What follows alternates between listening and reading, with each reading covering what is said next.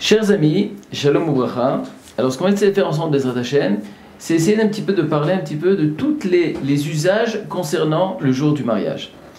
Alors, comme il est rapporté chez les Chachamim, dans toutes les Gemarot, dans le Talmud, etc., que le jour du mariage, en réalité, c'est le jour le plus important de toute la vie. Pourquoi? Il est rapporté une Gemara dans Masechet Yebamot. Amar Rabbi Elazar, Kol Adam she'en lo isha, eino Adam. Sheneemar zachar venekeva beram veikaresh et shmam Adam. Ça veut dire que quand est-ce que le couple, quand est-ce que l'homme s'appelle Adam? Adam est marqué dans le verset Zachar venekeva beraam. Il a fait Zachar venekeva, l'homme et la femme, le mâle et la femelle. Et donc vaikra et shmam Adam. Et donc ensemble ils forment Adam. Ça veut dire qu'en vérité, le jour du mariage, tant que la personne n'est pas mariée, Kol Adam she'en lo isha eino Adam. Tant qu'un homme n'est pas marié sous la roupa, ne vit pas avec une femme, alors il ne s'appelle pas Adam. Il n'est pas Adam. Et donc le jour du mariage, c'est là qu'il arrive à se compléter, à former une unité avec sa moitié. Et donc une personne qui n'est pas mariée, c'est une moitié qui se promène dans la nature. Et dès que maintenant il retrouve sa femme, et que ce soit la femme qui retrouve un Khatan, les deux arrivent à former Adam Hashalem. Maintenant, vient le Chachamim encore, et nous disent encore, nous continuons, il nous dit dans la Gemara, Bedaf Samerbet, là-bas il est rapporté, Amar Rabbi Tanchum, Abba Rabbi Chanilai, Kol Adam she'en lo isha, sharui belo simcha. Une personne qui n'a pas un homme, qui n'est pas marié, qui n'a pas de femme, qui n'est pas marié, alors sharui belo simcha, c'est comme s'il n'a pas de joie, c'est pas quelqu'un de joyeux. Même s'il peut faire la folie et s'amuser, etc. Mais il y a un manque de joie dans sa vie. Il n'y a pas de bracha, même si le type il peut gagner beaucoup d'argent. Mais pourquoi? Parce que c'est la femme qui apporte la bracha dans la maison. Belotova, et même toutes les tovot, toutes les bonnes choses qu'il peut recevoir, aussi il est manquant.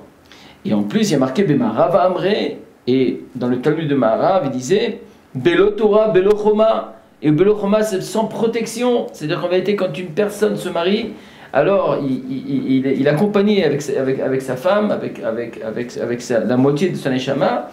Alors là-bas, il est rapporté qu'il y a un ange protecteur qui protège le couple. Rava Baroula Omar, Belo Shalom. Et donc il n'a pas de shalom, il n'y a pas de paix et de sérénité. Il y a aussi, donc quand on parle qu'il n'a pas de Torah, donc on sait très bien que Akshborou il a créé le Yetzara et la Torah qui vient compenser le Yetzara, mais tant qu'il n'y a pas de Torah, même si le type il étudie toute la journée, il faut savoir que la puissance de cette Torah, elle n'est pas complète tant qu'il n'est pas marié.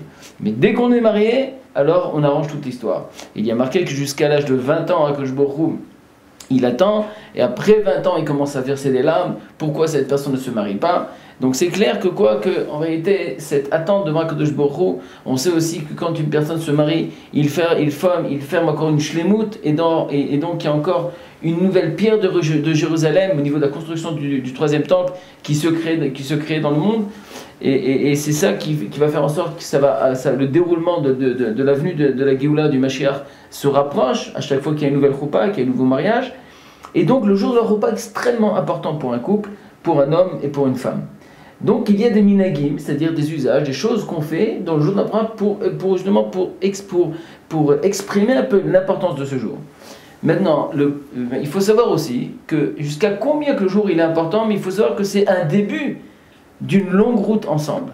Et pas chas v'shalom, que c'est tellement important, donc on va miser tout, on va faire des fêtes de folie, on va prendre le meilleur traiteur, le meilleur orchestre, la meilleure salle, les meilleurs trucs et tout. Et en vérité, on a mis tout ça, tellement on a investi, et l'essentiel de toute l'histoire, on l'a mis de côté.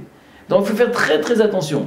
Ça ne veut pas dire qu'on ne peut pas faire un beau mariage, on peut faire un beau mariage, mais il ne faut pas que ça va en contrebalance avec l'essentiel du Yom HaChoupa, du jour du mariage.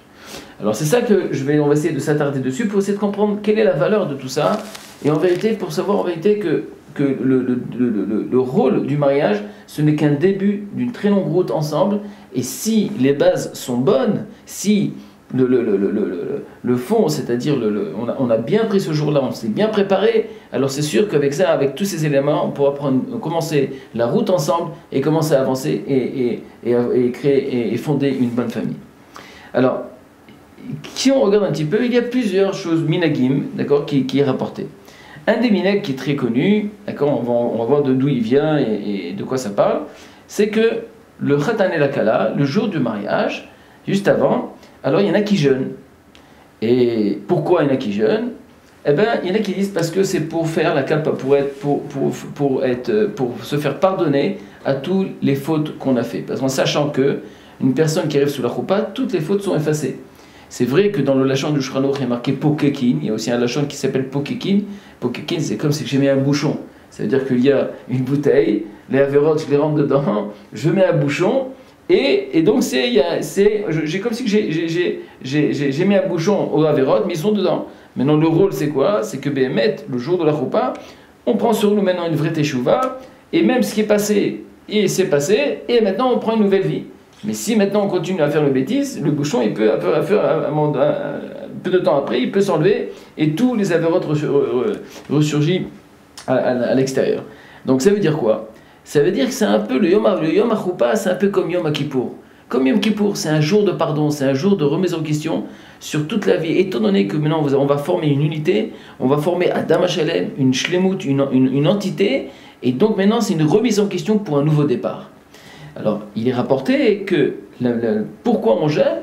Parce que ça vient un peu représenter un petit peu l'histoire de Yom Kippour, ça vient représenter le Yom de Kapara, un jour de repentir, un jour de remise en question, un jour pour effacer les fautes qu'on a fait quand on était jeune, etc. Et donc ce jour-là, il y a plusieurs keilot, plusieurs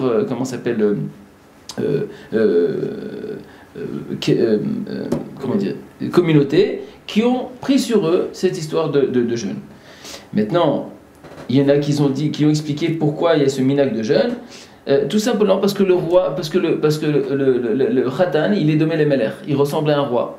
Et on sait qu'à chaque fois que le roi dès le jour où on devait désigner un roi, le jour même il jeûnait. Donc c'est un peu comme le khatan de Melech. Il y en a qui disent que non. Il y en a qui disent que, tout simplement, étant donné que le khatan et la kala, ils doivent avoir toute leur tête, et ils doivent être très très très sérieux, parce qu'il faut avoir le date, il faut être convaincu du mariage, il faut que la femme accepte le mariage, il faut que l'homme accepte le mariage, et donc pour que ce soit très sérieux, alors vaut mieux qu'ils jeûnent, comme ça on est sûr qu'ils ne vont pas s'attarder et qu'ils ne vont pas être penchés, ou alors qu'ils sont tellement contents de cette histoire du mariage qu'ils vont commencer à boire, et après ils vont boire d'alcool, etc. Et ça peut arriver à une dérive. Maintenant, il y en a aussi, c'est qu'ils ont pensé que, étant donné que le jour du mariage est tellement important, parce que maintenant il y a encore une fois, c'est l'entité, c'est le khatan et la kala, maintenant ils vont construire ensemble et tout. Et donc il y a un grand chas v'shalom, un grand qui trouve Shamaim, comme si qu'il y a Maaseh Satan, comme ça, qui peut venir, qui peut faire une dispute contre eux, ils vont se disputer, ils vont avoir des problèmes et tout ça. Alors pour éviter, pour qu'il y ait un mérite et qu'il n'y ait pas de dispute et qu'il n'y ait pas de problème, alors il y en a qui ils ont pris le minag de jeûner. Mais étant donné qu'aujourd'hui dans notre génération, on n'est pas assez fort. Et si on commence à jeûner, on arrive sous la choupa comme une compote. Et donc c'est très délicat. Alors, il y en a quand même, pour ne pas se détacher complètement de ce minag, il y en a qui prétendent de jeûner au moins la moitié de la journée, et après, ils se permettent de manger un petit peu et tout ça, pour arriver avec des forces sous la choupa, et être conscient et tout, parce qu'on sait comment tous, qu'après un jeûne, comment on arrive tous comme ça, un peu endormis, etc. Donc, de jeûner une moitié de journée, c'est très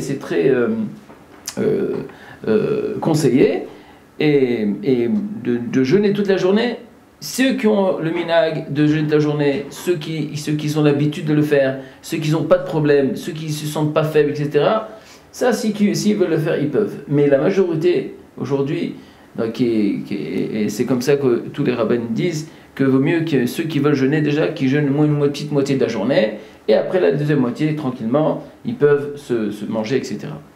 Et se préparer pour le mariage. Maintenant, il est très conseillé aussi étant donné que ce jour-là, c'est quand même un jour de remise en question, de faire un vrai cheshbon nefesh sur toute sa vie, de voir un petit, voilà, j'ai eu un mérite, j'ai mérité une femme, la femme dit j'ai mérité mon khatan, de prendre un nouveau départ, de savoir voilà, il y a eu des petites affaires que j'ai fait dans ma vie, une remise en question, de se lever tôt le matin, d'aller à la choule, il y a aussi le minhag de monter au Sefer Torah, de faire des mitzvot, de faire une mitzvah de tzedaka. Il y a plein de choses comme ça qui apportent un certain sérieux à ce jour-là. Comme par exemple aussi de venir et d'aller voir par exemple des rabbanim, de demander des brachot ce jour-là. Le plus important, c'est de demander la bracha de son père, de voir son père, de sa mère, de demander mechila, si je vous ai offensé, si je me suis mal conduit avec vous, etc. Parce qu'on a besoin d'être propre ce jour-là. Comme on dit, c'est un peu comme Yom Kippour. Et donc il y a une remise en question, il y a une vraie teshuva au niveau de l'autrui, d'accord, au niveau de Bana Mechavero qu'on doit faire tout au long de la journée. Et donc c'est bien d'aller demander pardon aux parents ou à même des amis, ou qu'on ait des problèmes avec eux, etc., pour qu'on soit propre à ce jour-là. Et bien sûr, si on a, bon Hachem, les grands-parents qui sont encore vivants, au contraire, c'est bien d'aller chez eux demander la bracha du grand-père, etc., qui te donne une bonne bracha, parce qu'il faut savoir que nos parents et nos grands-parents, leur bracha est beaucoup accepté devant Akadosh Baruch Hu, parce qu'ils le font de plein cœur, ils veulent le bonheur de leurs enfants, donc c'est très important, et de demander pardon si on les a offensés, et Hachem sait combien on a tous eu on n'est pas à l'abri de ce comportement qui n'est pas des fois qui est pas dû à une mauvaise intention, mais des fois on s'est laissé aller et puis on a répondu mal, etc., etc. Et donc vaut mieux arriver propre à l'histoire. Maintenant il y a aussi une autre chose qui est très importante aussi, c'est de ne pas oublier de se reposer. Pourquoi? Parce que le soir on arrive tous dans la soirée. Et la soirée du mariage, elle est quand même prenante, d'accord? Et il faut danser, il faut être là, il faut être convaincu. Et ça peut durer très tard. Et si on n'a pas assez dormi, on va venir fatigué. Et bien entendu, après, le soir, il y a aussi la deuxième soirée importante. Et si on arrive tous fatigués là-bas, donc ça pose des grands problèmes. C'est pour cela qu'il faut un temps de repos aussi pendant la journée, de laisser un petit peu, même 1 heure ou 2 heures, même se reposer. Même si on n'arrive pas à dormir, je sais que c'est difficile, mais c'est de prendre un temps de repos.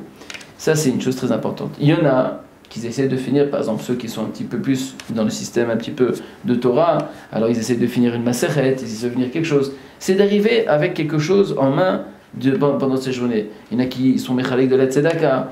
Et il faut aussi savoir que il y a aussi cette notion de, comment dirais-je, de chômeur, c'est-à-dire qu'il y a quelqu'un qui va pendant toute la journée, étant donné que le couple il est un peu visé, d'accord, il y a un peu comme il y a beaucoup de maasé, de Yetzer Hara dans l'histoire, d'accord, qui veut essayer d'empêcher. Pourquoi? Parce que c'est tout d'accord d'avoir chez Bekdusha et Shbo Mafreim, toute chose qui est avec Gdusha, il y a des choses qui dérangent, et donc on met un chômeur.